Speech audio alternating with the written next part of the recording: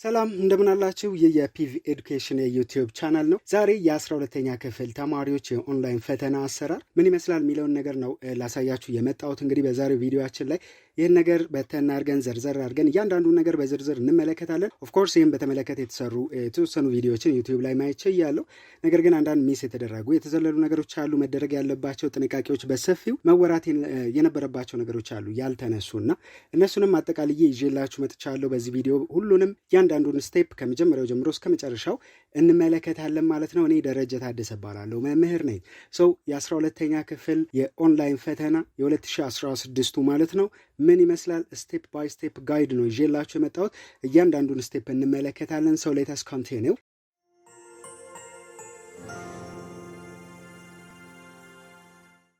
ከመጀመሪያው ጀምረን እንመለከታለን። ከሁሉም በፊት ግን ወደ ፈተናው ከመግባታችን በፊት እዚህ ጋር የምትመለከቱትን ነገር ማወቅ አለብን።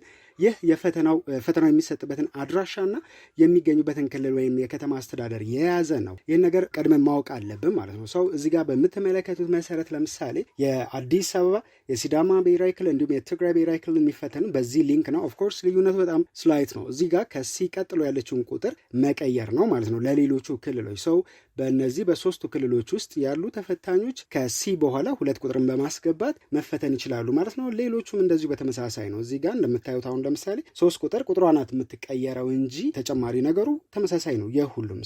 በክልላችን መሰረት ይህንን ነገር በደንብ አድርገን መያዝ ይኖርብናል ማለት ነው። የደቡብ ክልል ተፈታኞች፣ የጋምቤላ እንዲሁም የአማራ ተፈታኞች ከሲ በኋላ 3 ቁጥርን በማስገባት መፈተን ይችላሉ። ሌሎቹንም ብናያቸው እንደዚሁ ነው በተመሳሳይ። እዚህ ጋር እንደምታዩት ከ4 ቁጥር ጋር የተያያዘች አለች። C4 አለ፣ C5 ተብሎ የተቀመጡ አሉ። በኦሮሚያ ክልል በሁለት ቦታ ተከፍሎ ነው የተቀመጠው። ስለዚህ በየቦታው ላይ ያላችሁ ተፈታኞች ይህን ነገር በደንብ ማወቅ ይኖርባችኋል ማለት ነው። ኦፍኮርስ ይህም ቴሌግራም ላይ አስቀምጥላችኋለሁ። የአዲስ አበባ ትምህርት ቢሮ እንዲሁም ደግሞ የትምህርት ሚኒስቴር ያወጣው የፌስቡክ እንዲሁም የቴሌግራም ቻናላቸው ላይ ይህን ነገር አስቀምጠውታል። ከዛ ወስዳችሁ መያዝ ትችላላችሁ ማለት ነው። ወደ ሌላው 5ኛው ላይ ስንሄድ ደግሞ እዚህ ጋር የምትመለከቷቸው ማዕከላዊ ኢትዮጵያ ክልል፣ ሶማሌ ክልል እንዲሁም ደቡብ ኢትዮጵያ ክልል የተባለው እነዚህን 6 ቁጥርን ከሲ በኋላ 6 ቁጥርን በማስገባት መጠቀም ይችላሉ ማለት ነው። ኦኬ ይህንን ነገር በደንብ አድርጋችሁ ማወቅ አለባችሁ። ፈተናውን የምትገቡት በዚህ መሰረት ነው ማለት ነው። ክልላችሁ ላይ ያለውን ቁጥር ወይንም ለክልሉ የተሰጠውን የምትፈተኑበት ቦታ ያለውን የቁጥር አሰጣጥ በደንብ ማወቅ ያስፈልጋል ማለት ነው። ሌትስ ኮንቲኒው። ስንቀጥል እንግዲህ የመጀመሪያው ነገራችን ምንድነው? ፈተናውን ብራውዝ ማድረግ ነው። ማንኛውንም ብራውዘር እዚህ ጋር ልንጠቀም እንችላለን። ማይክሮሶፍት ኤጅ ሊኖር ይችላል፣ ክሮም፣ ኦፔራ የመሳሰሉትን። ግን እንደው ከደህንነቱ አንጻር ብዙ ጊዜ በጣም ጥሩ ሆኖ ተመራጭ የሚሆነው ምንድነው? ክሮም ነው። ስለዚህ እኔም በክሮም አሳያችኋለሁ ማለት ነው። ኦፍኮርስ እኔ በደንብ ለማየት እንዲያመቸን አብዛኞቹን ነገሮች በስክሪንሻት አውጥቼ ነው እዚህ ጋር ማሳያችሁ። ለምሳሌ አገባቡን ብንመለከተው ይህን ቪዲዮ በደንብ ማየት እንችላለን። መጀመሪያ እዚህ ጋር እንደምታዩት ክሮምን እንከፍታለን። ክሮም ላይ የምንገባበት ስለሚያስፈልገን በዚህ መልኩ እንገባለን። ሳይት ላይ ከገባን በኋላ ኤችቲቲፒ ጀምረን እንጽፋለን ማለት ነው። እያንዳንዱ ነገር ኤችቲቲፒኤስ ከዛ 2 ነጥብ አድርገን መስመሮችን አድርገን ሴቱ እንግዲህ የአዲስ አበባ ኤግዛምፕል ነው የምወስደው። ከዛም በኋላ መጨረሻ ላይ .com አይደለም ኢቲ ናት እንዳትረሷት። ይህንን በትክክል መጻፋችንን ካረጋገጥን በኋላ ኮምፒውተራችን ላይ ኢንተርን እንጫናለን። ልክ ኢንተርን ስንጫን ደግሞ ወደዚህ ኢንተርፌራንስ ያመጣናል ማለት ነው። ዩዘር ኔም ፓስወርድ አስገብተን ሎጊን የምናደርግበት። ይህን የምናገኘው ከየት ነው? ከትምህርት ቤታችን። ኦኬ እንግዲህ የሆነ ነገር እዛ ሊንኩ ላይ ከተሳሳትን፣ ለምሳሌ ስፔስ ካደረግ ምናምን ላይገባልን ይችላል። ከዛ ውጭ ደግሞ አንድ ፊደል ከተሳሳትን እዚህ ጋር የምታዩት በአግባቡ ላይ መጣ ይችላል። የሆነ በርካታ አሉ ሌሎች ተመሳስለው የተሰሩና ወደዛ እንዳይወስዳችሁ በትክክል ሊንኩን መጻፋችሁን እርግጠኛ መሆን አለባችሁ። እንግዲህ አሁን ለሙከራ ሲታይ ይሄ ነገር በጣም በተደጋጋሚ እየመጣ ያስቸግራል። እዚህ ጋር እንደምታዩት this site can't be reached ይላል። ምክንያቱም it's too long በጣም ብዙ ሰዓት እየወሰደ ነው ይላል። ለሙከራው እንግዲህ ለዋና ፈተና ላይ ምን እንደሚሆን አናውቅም። ምናልባት አቅሙን ከፍ ያደርጉት ይሆናል። ኤኒዌይስ ግን ይህንን ኢንተርፌራንስ መጀመሪያ ላይ መጣውን ዩዘር ኔም ፓስወርድ አስገብተን ሎጊን ካልን በኋላ ቀጥሎ የሚመጣልን ነገር እዚህ ጋር የምታዩት ነው። እዚህ ጋር ወሳኝ ፕሮሰሶች አሉ። ይህን ነገር በደንብ ቀድማችሁ ማወቅ አለባችሁ። እዚህ ጋር በቀይ የተከበቡት ሁሉም ነገሮች እንዲሁም ሶስቱ የፓስወርድ መቀየሪያ መንገዶች። ምክንያቱም መጀመሪያ ሎጊን እንዳደረግን ፓስወርዳችን እንድንለውጥ ነው የሚያዘን እና ሰው ይህን ነገር እስቲ ትንሽ ቀረብ አድርገን ብንመለከተው መጀመሪያ ላይ የቀረበውን ጽሑፍ ተመልከቱት። ፓስወርዳችን በትንሹ 8 ካራክተሮችን መያዝ አለበት። ከዚህ ውስጥም ደግሞ ቁጥር መያዝ አለበት፣ ሎወር ኬዝ ወይንም ስሞል ሌተርስ መያዝ አለበት፣ አፐር ኬዝ ወይንም ካፒታል ሌተር የምንላቸው መያዝ አለበት፣ እንዲሁም ስፔሻል ካራክተርስ የምንላቸው መያዝ አለበት። ስፔሻል ካራክተርስ እዚህ ጋር የምታዩቸው ናቸው፣ አውጥቻቸዋለሁ። እንግዲህ በአብዛኛው ፓስወርድ ላይ ጥቅም ላይ የሚውሉት እዚህ ጋር የምታዩቸው ስፔሻል ካራክተርስ በፓስወርዳችን ውስጥ ሊኖሩ ይገባል ማለት ነው። አትሊስት አንዱን መጠቀም ይኖርብናል ማለት ነው። ወደ ቀጣዩ ስንሄድ ከታች በምታዩት በ3 መንገድ ፓስወርዳችን እንቀይራለን።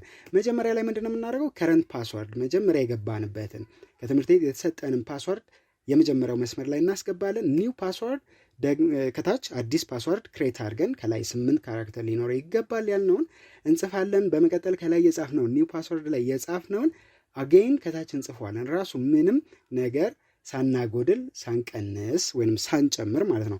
ኦኬ ይህንን ካደረግን በኋላ ምን ላይ እንመጣለን? ከታች ሴቭ ቼንጅስ የሚለው ላይ ክሊክ እናደረግና ሴቭ እናደርጋለን። ሴቭ እንዳደረግን ቀጥታ ወደዚህ ይመጣል። እዚህ ጋር ከታች እንደምትመለከቱት ምን ይላል? ፓስወርድ ሃዝ ቢን ቼንጅድ ይላል። ተለውጧል ፓስወርዳችን ማለት ነው። ምን ላይ ክሊክ እናደርጋለን? ኮንቲኒው የሚለውን ክሊክ እናደርጋለን ማለት ነው። ስንቀጥል ወደዚህኛው ኢንተርፌራንስ ያመጣናል። ማይ ኤግዛም ተብሎ የተቀመጣለን። ናቹራል ሳይንስ፣ ሶሻል ሳይንስ። ኦፍኮርስ እንግዲህ የገባችሁበትን ሁኔታ አንብቦ አንዱን ብቻ ላይ ያመጣላችሁ ይችላል ብዬ አስባለሁ። ያው ናቹራል ከሆናችሁ የምትገቡበት የሚሰጣችሁ ቁጥር ዩዘር ኔም እዛ ላይ ብቻ እንዲያስገባ ሊሆን ይችላል፣ ወይንም ሶሻል ላይ እንደዛው። ካልሆነ በዚህ ሁለቱ ከመጣ የእናንተን ራሳችሁ የሚመለከተውን ትመርጣላችሁ። ለዚህ ኤግዛምፕል እኔ ናቹራል ሳይንስን መርጥና እንቀጥላለን ማለት ነው። ናቹራል ሳይንስ ላይ ክሊክ ስናደርግ በዚህ መልኩ ሳብጀክቱ ይመጣልናል። ያው ይህ የሙከራ ወይም ደግሞ ለልምምድ የተሰጠ ስለሆነ ሌሎች ሳብጀክቶቹ ወደ ታች ተቀምጠዋል። ለዚህ ምሳሌ እንዲሆነን የባዮሎጂን መርጠን እንቀጥላለን ማለት ነው፣ ለማሳየት ማለት ነው። እያንዳንዱ ነገር እንግዲህ ቀደም ሲል እንዳልኳችሁ ስሞል ዲቴልስ ነው። በደንብ አድርጌ ማሳያችሁ፣ በጥንቃቄ ተከታተሉ። ባዮሎጂ ላይ ክሊክ ስናደርግ ወደ ቀጣዩ ነገር ይመራናል ማለት ነው። ቀጣዩ እዚህ ጋር ነው የሚያመጣን። ይህ የባዮሎጂ ኤግዛምፕል ፈተና ኢንተርፌራንስ ነው። መጀመሪያ ላይ ያው ጽሁፉ ከዚህ ጋር እንደምትመለከቱት ተቀምጦልናል። ከዛ እዚህ ጋር ሪአተምት ኩዊዝ ይላል። ያው ተደጋጋሚ ስለሆነ ነው ሪአተምት ያለው። እናንተ ዋናው ፈተና ላይ ግን ሪአተምት ላይ ይችላል። ቀጥታ ወደ ፈተናው እንድንቀጥል ነው ሊያዘን የሚችለው። ከታች የተወሰኑ መረጃዎች ተቀምጠዋል። ፈተናው የሚፈጀው ሰዓት ምናምን ያ ብዙም አስፈላጊ አይደለም። አሁን በመቀጠል አተምት የሚለው ወይንም ወደ ፈተናው ቀጥሉ የሚለው ላይ ክሊክ እናደርጋለን ማለት ነው። እሱን ክሊክ ስናደርግ እዚህ ጋር ቀጥታ ይከተናል። እዚህ ጋር ፓስዋርድ ይጠይቀናል። ፓስዋርድ ልብ በሉ መጀመሪያ ያስገባነው ወይ የቀየርነውም ፓስዋርድ አይደለም፣ ሁለቱም አይደሉም። እዚህ ጋር የሚገባው የእያንዳንዱ ፈተና ራሱን የቻለ ፓስዋርድ አለው። ቡክሌት ኮድ ምናምን በወረቀት ስንፈተን እንደሚባለው እዚህ ጋር ደግሞ እያንዳንዱ ፈተና ራሱን የቻለ የመግቢያ ፓስዋርድ አለው። ይህም ፓስዋርድ የምናገኘው ፈተናው ላይ ቁጭ ብለን ከሚፈትነን መምህር ኦብቪየስሊ ሊሆን የሚችለው ከዛ ነው። እና እዚህ ጋር ኩዊዝ ፓስዋርድ ነው። ከላይ እንደምታዩት በብሮከን ሬድ ላይን የተከበበውን እንደምታዩት ኩዊዝ ፓስዋርድ ነው፣ የፈተናውን ፓስዋርድ ነው የምናስገባው ማለት ነው። እሱ እናስገባለን። ከታች የተቀመጡ ነገሮች አሉ ማስጠንቀቂያዎች። ምክንያቱም ምንድን ነው የሚለው የፈተና 4 ሰዓታት ተሰጥቶታል። እንግዲህ ከጀመረ በኋላ ሰዓቱም አብሮት ይጀምራል።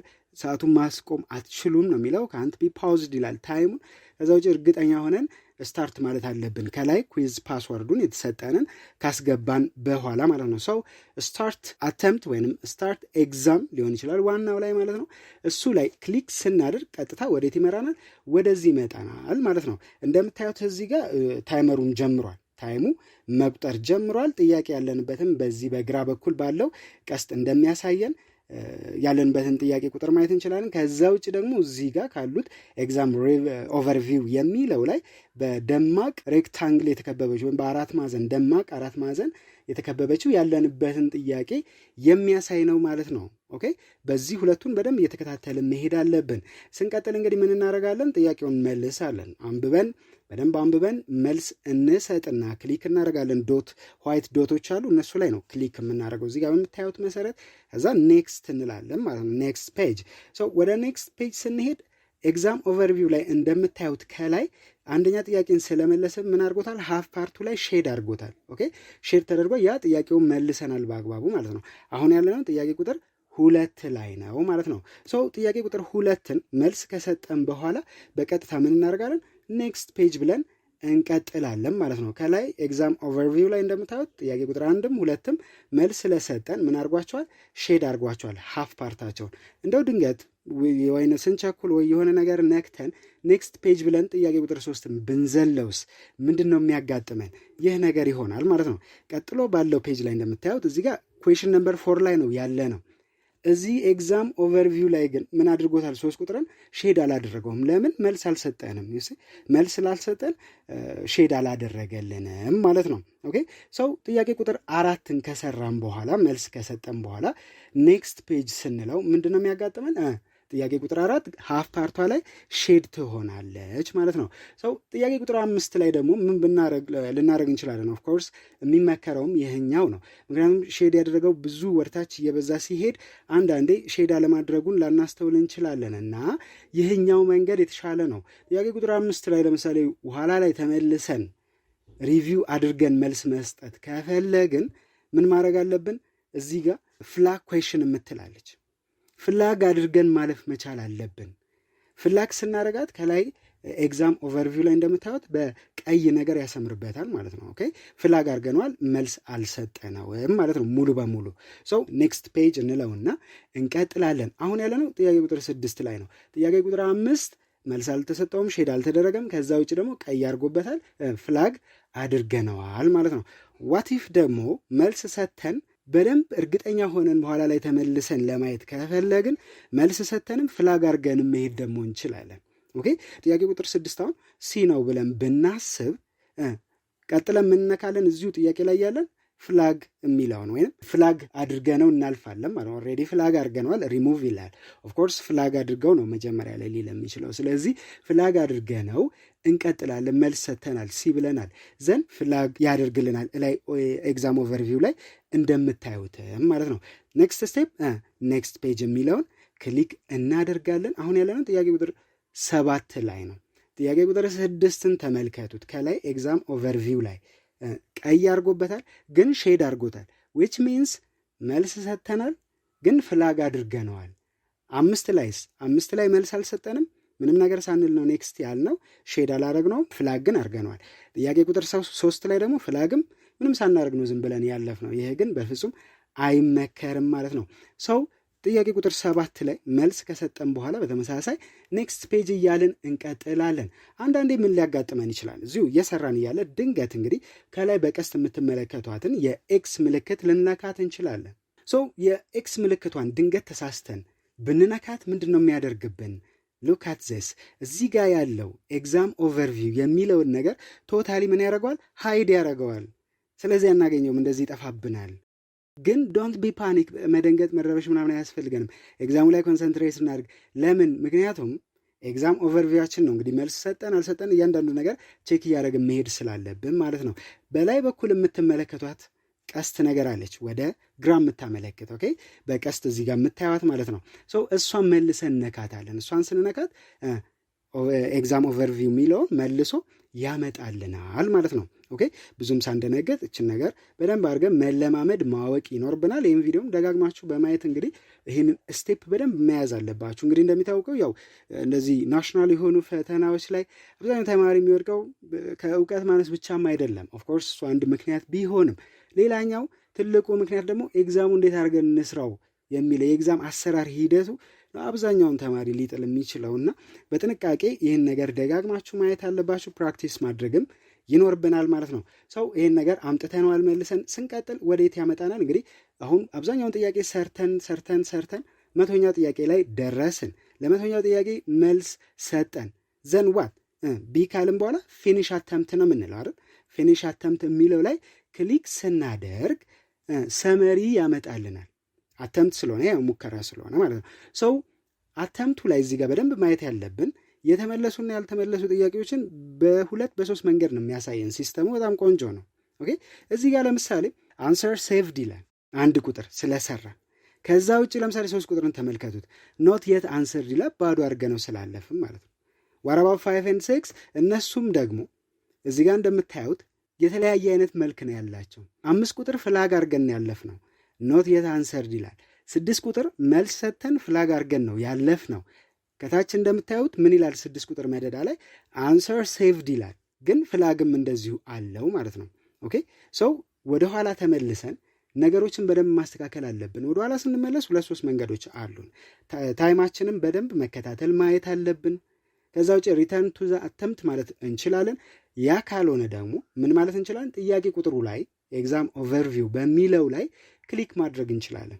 ከዛ ውጭ በዚህኛው መስመር ላይ ያለውንም የጥያቄ ቁጥር ብንነካ እዛው ሊወስደን ይችላል። ኦኬ ሰው አሁን ግን ኤግዛም ኦቨርቪው ላይ በምንመለከተው መሰረት ጥያቄ ቁጥር 5ን እንነካና ወዴት እንመለሳለን?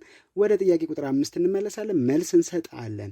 እዚህ ጋር መርሳት የሌለብን በዚህ በኩል የምታዩትን ምን ማድረግ አለብን ማለት ነው?